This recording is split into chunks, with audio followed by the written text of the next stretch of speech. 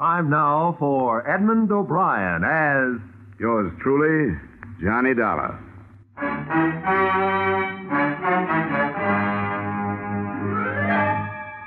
Edmund O'Brien, starring in another adventure of America's fabulous freelance insurance investigator, Johnny Dollar. At insurance investigation, Johnny Dollar is only an expert.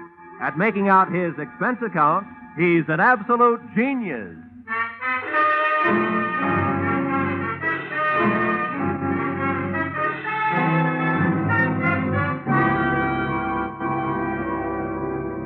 Expense account, submitted by Special Investigator Johnny Dollar to the Great Columbian Life Insurance Company.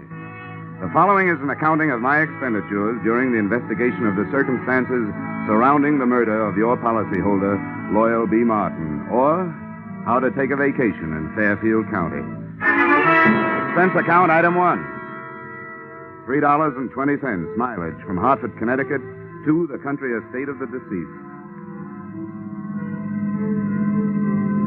I drove up a long cement driveway towards a mausoleum-type manor house. There were rolling green lawns liberally sprinkled with statuary, and the thought occurred to me that if he had spent much of his life here, the late Mr. Martin was most fortunate. He'd feel right at home in a cemetery.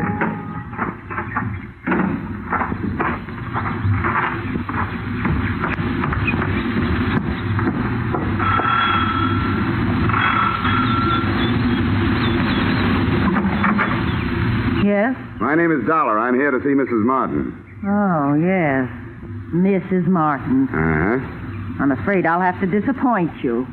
The widow has gone shopping the day after the death of her husband.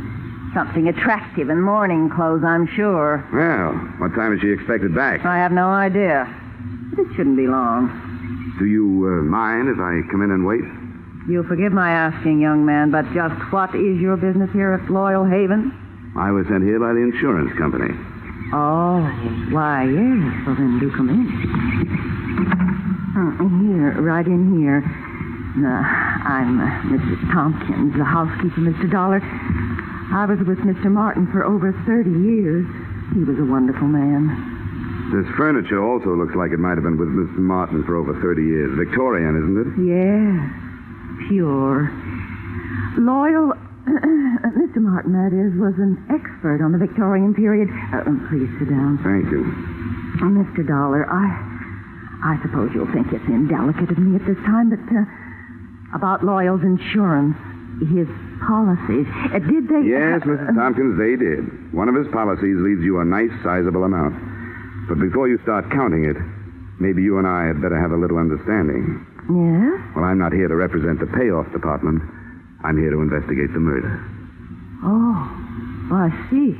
Yes, before the company pays off, they want to make sure that among the beneficiaries, they don't pay off the murderer, because they really don't have to do that. Oh, I didn't realize... No, neither do a lot of people. You know, that's the way quite a few good murders are wasted. Yes, I suppose you're right. Well, if that's what you're here for, I suppose you'll want to talk to the police. Lieutenant Markwood is in the library. That's where it happened. Oh, library, huh? Well, that might help. If I can't find any other answers, I can always try looking some up in a book. Which way do I go? The door, just across the hall. Thank you. And what a hall. The only thing missing was old Queen Victoria herself. Even the musty odor clinging to the green velvet seemed to have been passed down through the centuries. There was a brace of moth-eaten pheasants on the wall and a bouquet of moth-eaten flowers under glass on a marble-top side table. The library was the same, but there were three things that looked out of place. A, an old suit of armor. B, a glass case filled with new, well-polished sporting rifles and shotguns. And C, a very gruff-looking lieutenant of the police who eyed me as I came in. And who are you? Oh, here's my little breath saver. Oh, yeah, Johnny Dollar. They told me you'd be here. Well, I've told everybody else I better tell you don't touch anything. They want to re-fingerprint the whole room. Okay.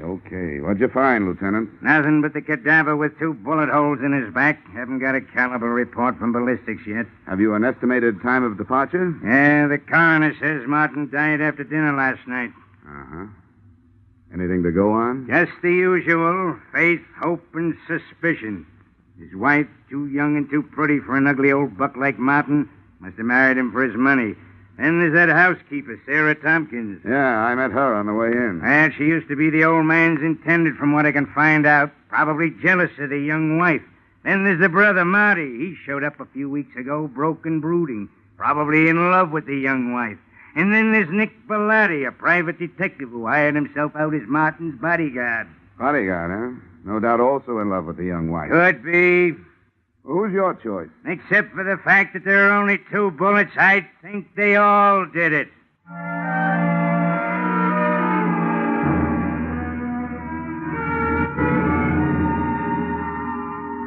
The nose through which Lieutenant Markwood talked was a long one, and in more ways than one, a horn of plenty, for out of it had poured enough motives and suspects to furnish a dozen murders. I started through this cast of characters and found that all of them had very little to say and didn't want to say it. The first I dug up was the bodyguard, my brother investigator, Nick Bellotti, as he returned from a horseback ride. Glad to have you on the case, Dollar. The police have tied my hands. They told me to stay out of it, but to stick around. Have you got any ideas? Everybody seems to think it was an inside job, that somebody in the household did it. I'm not so sure.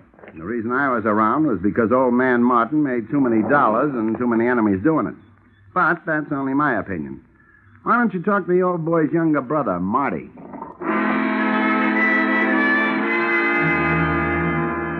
I found Marty living the life of Riley. He was upstairs in his room, cuddled up to a 20-year-old bottle of brandy, which was still underage to be around the kind of book he was reading.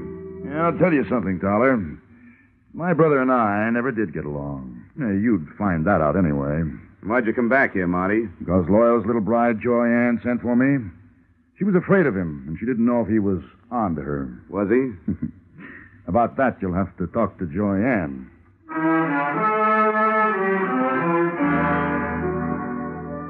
Joyanne didn't get home until 3 o'clock in the afternoon. I caught up with her 20 minutes later as she came dripping out of the swimming pool. The suit she was wearing would have gotten her pinched on the Riviera. Oh, that was refreshing. It certainly is. Oh, toss me that towel, will you? Yeah, surely. Here, Mrs. Martin. Joyanne, I hate formality. Who are you? Well, I'm from the insurance company, here to find out whether you killed your husband or not. Good for you, Mr. Dollar. That's what I like. Men who get right down to the point. I was told you were here. Oh? Nobody told me about you. Oh, come on over and learn. I want to stretch out here in the sun. Here, you man the fly swatter. Okay. Come on, sit down. Here beside me. If it gets too warm, slip off your shirt. Oh, thank you. Well, suppose we start talking business. Marty tells me you sent for him to come here because you were afraid of your husband. How come? Well, I knew Marty before I knew Loyal. Matter of fact, he's the one who introduced me to... What do you call a dead husband? You call him unlucky, I guess.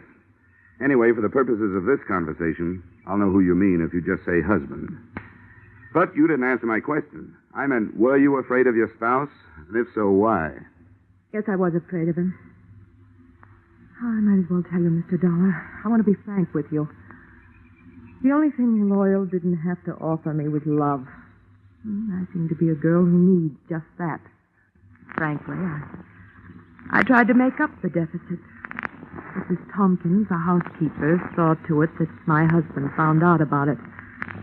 From then on, it was like living with a madman.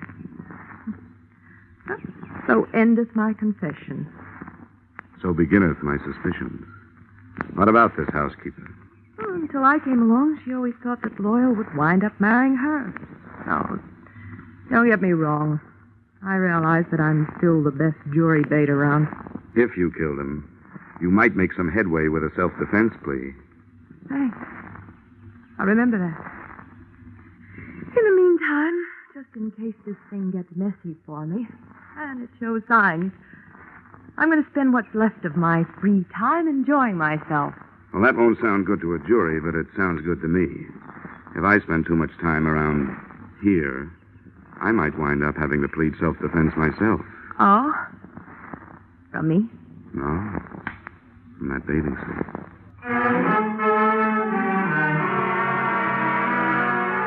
I spent the rest of the afternoon trying to keep 2 eyes on 4 people, reading from left to right. Brother Marty stayed in his room finishing his book and his brandy. Nick Bellotti, the bodyguard with no body to guard, got back on his horse and cantered off into the sunset. The joyous widow, Joy Ann, locked herself in her room, and all I could get through the keyhole was the sound of a light and lovely snore. I couldn't tell whether it was the genuine article or not. Having no way of checking, I picked up the trail of Sarah Tompkins, the housekeeper. She, at least, was apparently up to no good. I found her in the library doing just what Lieutenant Markwood had told her not to do, smearing the surfaces of Mr. Martin's desk with a dust rag. And as anybody knows, you can't fingerprint a dust rag. Hey, cut it out! How dare you? Mr. Martin's private study. Those are the police private fingerprints you're messing up. I was doing nothing of the sort. I was dusting his desk. I always do it at this time of day. Get out of here. You don't belong in here. Keep your wig on, Mrs. Tompkins. I'll not be told what to do by outsiders. Everything was all right until outsiders started coming in. If it wasn't for outsiders loyal, it'd still be alive. First that girl, then his brother and that detective. Now it's the police and you. Why did any of you have to come here? Why couldn't you leave us alone? Now, calm down, Mrs. Tompkins. Try to calm down. Yeah, now, what's going on in here? What? Oh, and what are you two lovebirds up to? It's all right, Lieutenant. I'll tell you about it later. All right, but get her out of here. I've got some looking to do privately. Take her down to her room and then come back. You mean you got something hot? It ain't cold. Okay, Mrs. Tompkins, come on. But I haven't finished in there. Come on, you can get it later. There's just time for you to take a little rest before dinner. But I never rest this time of day. He didn't like me to. Mrs. Tompkins, come on, tell me. Really, why were you wiping off that desk? Those police this morning scattered white powder all over his desk. He would have been furious with me. He hated any kind of... The shots had come from the library, and that's where I went, but not fast enough. By the time I got there, Lieutenant Markwood was dead, and whoever had done the shooting was gone, apparently through an open window. Markwood still clutched the shotgun he'd grabbed out of the gun case, but hadn't had a chance to use. Two things had just died in that room, the lieutenant and a hot piece of evidence he'd never had the chance to pass on to me.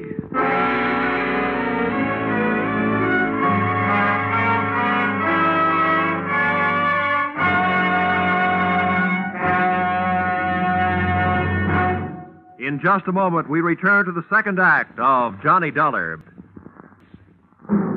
Now, with our star, Edmund O'Brien, we return to the second act of yours truly, Johnny Dollar.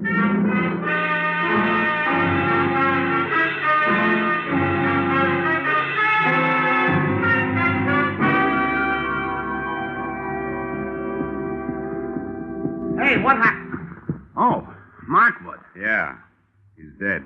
Well, what are you doing, fella? I'm looking for what there seems to be a shortage of around here, Bellotti. Clues. You don't mind where you look, do you? Rule number 1, don't get caught frisking dead cops. Forget about it, Bellotti, will you?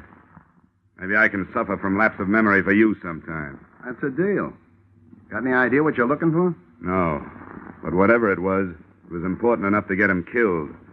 I'd hoped maybe there'd be something in his notebook, for instance. Any luck? Well, very little. It's a brand new book, only one notation in it. Here it is. Check tattooing diameter. Recheck penetration. What do you make of that?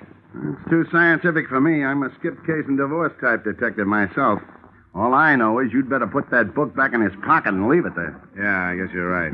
Nice timing, Bellotti, and remember, thanks for the loss of memory. Forget it. Hey, what happened? What's going Oh, on good here? Lord. Lieutenant Markwood. Who did it? Dealer's choice. So far, the dealer's the only one who knows. First my brother, now Lieutenant Markwood. There'll be real trouble about this. Johnny, shall I call the police? Drop the innocent act, sister-in-law. I'll call them. No, maybe I better do it, Marty. If everybody will stop pleading not guilty by wanting to call the police, I'd like to get a word in. The police have already been called. Now, if you'll get out of here, I'd like to try earning my salary.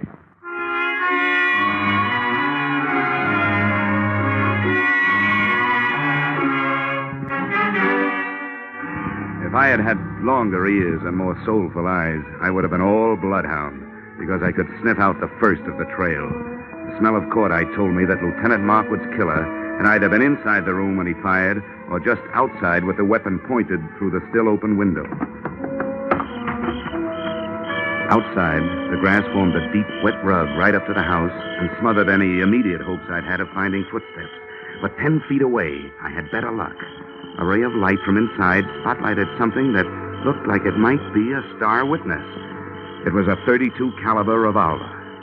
I scooped it up with my handkerchief and went back through the open window to look it over.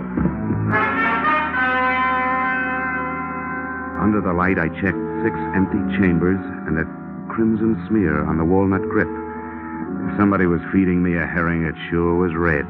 But it wasn't blood. It was lipstick.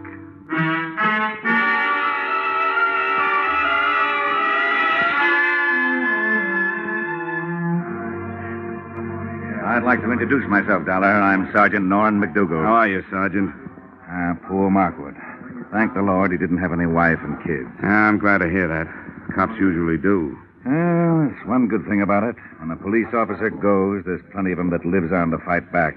All the police in the world. You can throw in the private ones, too, Sergeant. Thanks, Dollar. And now maybe I'd better take your statement. Well, it won't take long. I heard the shots from the hallway, and I came back. He was killed either from inside the room or just outside the window.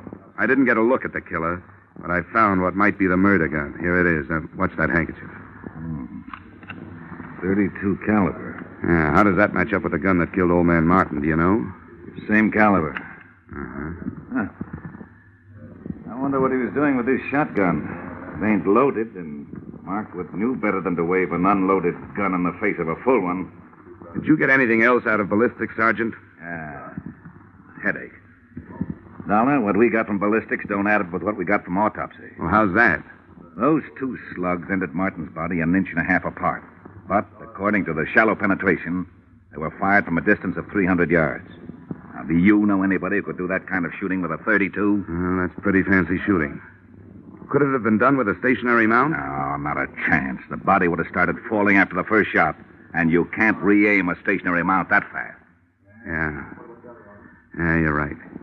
You know, I didn't have a chance to spend much time with Markwood before he got it, so I don't have much to work on. You got anything to spare? Just a lot of routine confusion so far. You know yourself, Dollar. You take 4 witnesses, you're bound to get at least 2 different stories. Now, 2 of the people that heard the shooting when Martin got killed last night said they heard 2 shots. The other 2 ear-witnesses said they heard 1. The only thing the whole 4 agree on is that they didn't see anything. Well, that sounds familiar. Thanks anyway, Sergeant. Sure, anytime. Hey, Sam. Yeah? Take this gun into town. Tell ballistics to run it through for fingerprints and check it against those slugs in the Martin case. I want to report right away. I hitched the ride with that gun into the ballistics department. While waiting for the test to be made, I asked some questions, and I came up with a real brain buster. Despite the fact that the penetration report said that Martin had been shot from a distance of 300 yards, his skin and clothing had been tattooed with powder, indicating the shots had been fired at close range. The tree that little puzzler put me up would have made the giant redwood forest look like a hedge. Then they gave me the ballistic report. The lands and grooves scored into the slugs by the revolver barrel proved that both Loyal Martin and Lieutenant Markwood had been killed by the .32 caliber gun I'd picked up in the yard. No prints on it. Registered owner, the young lady who looked much better in a bathing suit than she'd ever look in the electric chair. The widow, Joyanne Martin.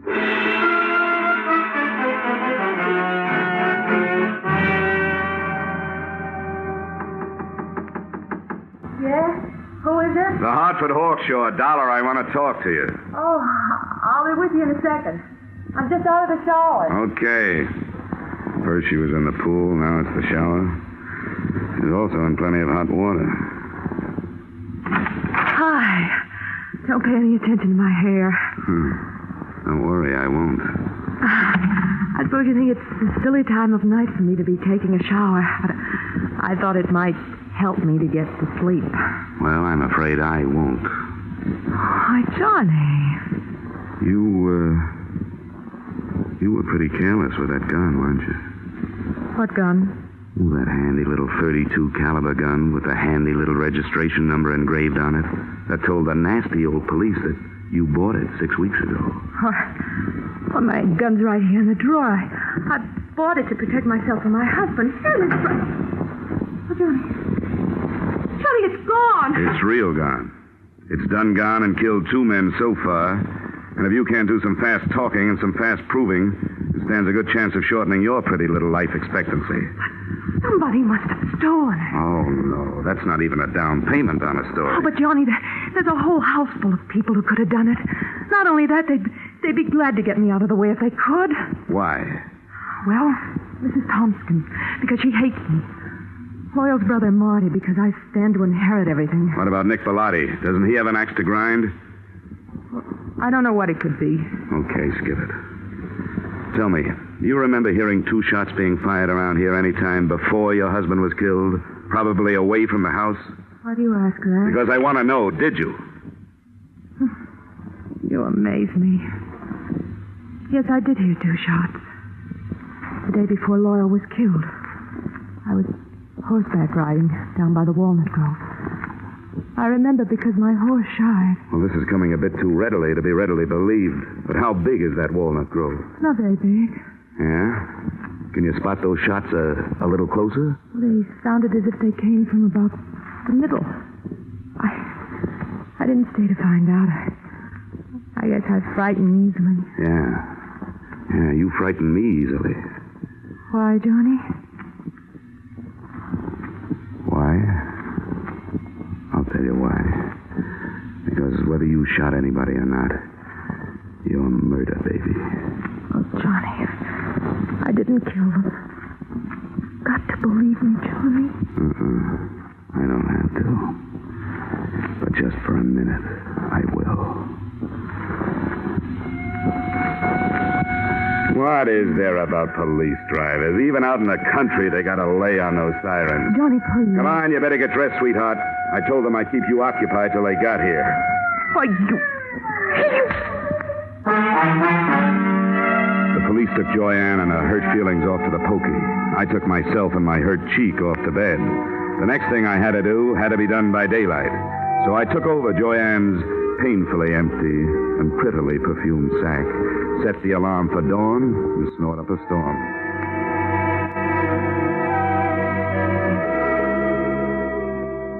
I never knew before how much went on in the country so early in the morning. On the way to the walnut grove, the damp air washed the cobwebs out of my head, and I started thinking. Now, first, Loyal Martin had been found dead with 2 bullet holes in him. Yet 2 of the witnesses, Joyanne and the housekeeper, Mrs. Tompkins, had heard only 1 shot. Second, that powder burn tattooing on the body, denoting a close-range killing, was in violent argument with a bullet penetration report which screamed long-range killing. Those facts, added to what was in Lieutenant Markwood's notebook, plus that shotgun clutched in his dead hand, came close to tallying up the total that had cost him his life. Inside the grove, I found 4 walnut trees with hollows in their trunks. The first one gave me a handful of nuts and a fancy sassing by an irate squirrel. The second one came up with a handful of spunk water and a wet cuff. And the third, I found what I was looking for. I found about 2 pecks of clean cotton waste. That is, clean, except for some powder burns. Everything was falling into place, including a blunt instrument which hit me on the head from behind. But before I hit the ground, I saw Brother Marty Martin legging it back towards the house.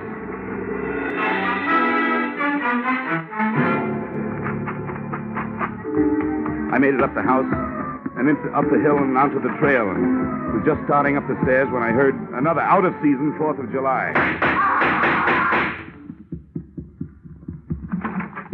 Okay, Dollar. I got him. Yeah. So I see. It was self-defense. I had to do it. I hated to butt in on your case, but all of a sudden everything stacked up, and I knew he was your man. When I threw it in his teeth, he made a try for his gun, so I dropped him. You sure did, Bellotti. Well, I owe you a lot of thanks. But if you don't mind, I'll take over from here. Sure, help yourself. Good. And, I think the first thing you'd better do is hightail it into town, get your story filed with the police. Yeah, I guess you're right. You're all straight now, so you can back me up. 100%, Nick, all the way. Now get going. Come on. Okay, Dollar. See you later.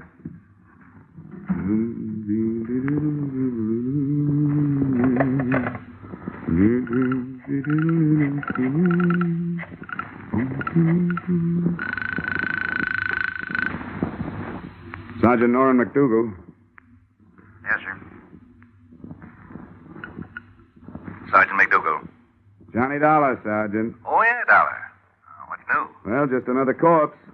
And in just about 15 minutes, the guy who made it one and conspired on the other two killings is going to walk right into your arms through the station house door. What? Who is it? Nick Bellotti, New York private license. He just shot his partner in this thing, Marty Martin. You're crazy. What about this girl? It was her gun. That was their fondest hope, Sergeant, to pin it on her. They borrowed her gun, fired 2 slugs from it into some cotton waste, then took the slugs and stuck them in a shotgun shell. 1 shot, just like both ladies said they heard. The shotgun Lieutenant Markwood was looking at when he died was really the Martin murder weapon. Oh, that takes care of the powder burns and the shallow penetration, yeah.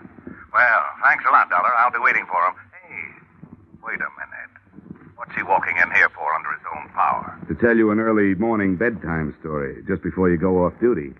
He'll give you a pitch about a self-defense killing. It's a lie. The victim wasn't carrying a gun. If he had been, he would have used it on me, but he didn't. He used a sap. The sap.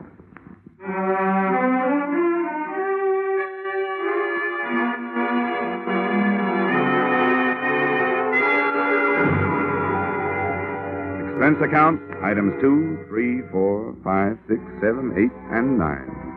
$624 entertainment. Appeasing a rich widow with rich taste. Expense account, items 1 through 13 inclusive, $160 entertainment of poor insurance investigator with extravagant taste. Expense account, item 14, $7.80 mileage New York to Hartford. You may disagree with that item, claiming that I finished the case in Fairfield County. But I didn't finish the case until I left her. And New York City is where I left her. Expense account total, $823. Signed, yours, truly, Johnny Dollar.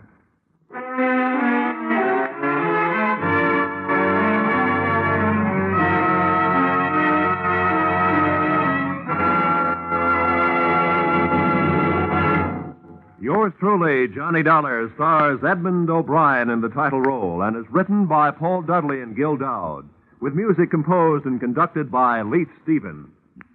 Edmund O'Brien can currently be seen starring in the Harry M. Popkin United Artists production, DOA. Featured in our cast were Irene Tedrow, Walter Burke, Ted DeCorsia, John Daner, Gene Bates, and Ed Begley. Yours truly, Johnny Dollar, is produced and directed by Jaime Del Valle.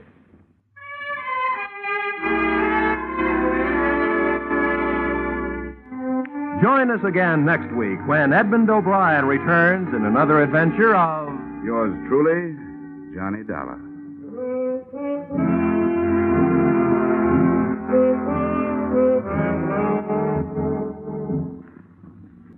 This is CBS, the Columbia Broadcasting System.